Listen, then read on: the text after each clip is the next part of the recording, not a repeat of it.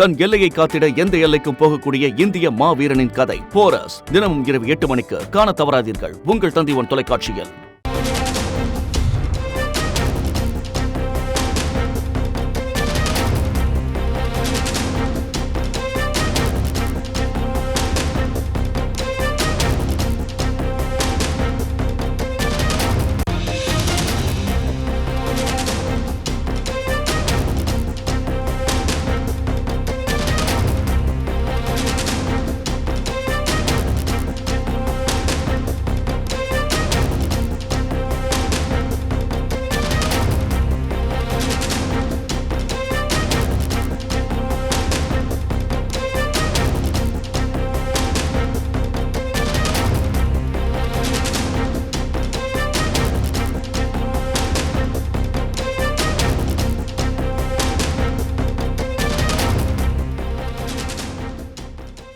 அண்மை செய்தியை பார்த்துக் கொண்டிருக்கிறோம்.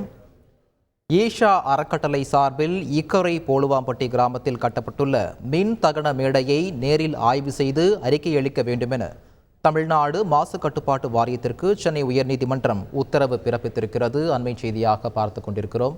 இது பற்றிய விவரங்களை வழங்குவதற்காக சுரேஷ் இணைப்பில் இருக்கிறார். சுரேஷ் வணக்கம். இது பற்றிய மேலும் விவரங்கள். வணக்கம். கோவை மாவட்டம் இக்கரை போலுவம்பட்டி கிராமத்தில் இருக்கக்கூடிய ஈஷா அறக்கட்டளையினுடைய சார்பில் அந்த கால பைரவர் தகன மண்டபம் என்ற பெயரில் ஒரு மின் தகன மேடை அமைக்கப்பட்டிருக்கிறது. இது குடியிருப்பு மற்றும் நீர்நிலை பகுதிகளில் அமைந்திருப்பதனால இந்த தகன மேடையை அகற்ற வேண்டும் என்ற கோரிக்கையுடன் அதே கிராமத்தைச் சேர்ந்த சுப்பிரமணியன் என்பவர் உயர்நீதிமன்றத்தில் வழக்கு தொடர்ந்திருந்தார். இந்த வழக்கு நீதிபதிகள் எஸ் சுந்தர் மற்றும் என் செந்தில்குமார் அடங்கிய அமர்வில் இன்றைக்கு விசாரணைக்கு வந்தது. அப்போது ஈஷா தரப்பில் பதில் மனு தாக்கல் செய்யப்பட்டது. அந்த பதில் மனுவில் மனுதாரர் அந்த தகன மேடை அமைய இருக்கக்கூடிய பகுதிக்கு அருகில் வசிப்பதாக கூறியிருக்கிறார். ஆனால் அவர் உண்மையில் இருட்டுப்பள்ளம் என்னும் பகுதியில் வசிப்பதாகவும் மனுவில் அவருடைய குறிப்பிட்டிருக்கக்கூடிய அவர் முகவரி அங்கு வெறும் ஒரு ஷெட்டு மட்டும்தான் இருக்குது, அங்கு யாரும் வசிக்கவில்லை என்று அந்த பதில் மனுவில் தெரிவிக்கப்பட்டிருக்கிறது.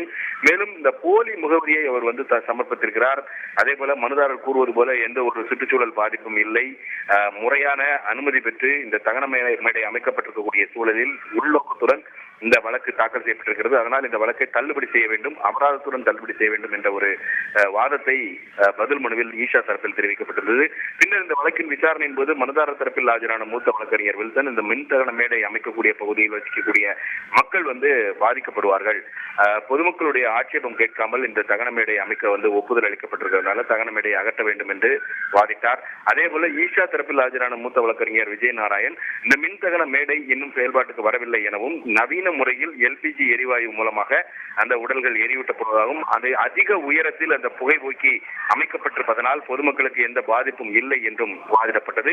இருதரப்பு வாதங்களையும் கேட்ட நீதிபதிகள் இந்த விவகாரத்தில் தமிழ்நாடு மாசு கட்டுப்பாட்டு வாரியம் தான் ஒரு முடிவை தெரிவிக்க வேண்டும், அந்த அடிப்படையில் இந்த பகுதியை நேரில் ஆய்வு செய்து அறிக்கை அளிக்கும்படி தமிழ்நாடு மாசு கட்டுப்பாட்டு வாரியத்துக்கு உத்தரவிட்ட நீதிபதிகள் விசாரணையை ஜூன் 26 தள்ளி வைத்திருக்கிறார்கள்.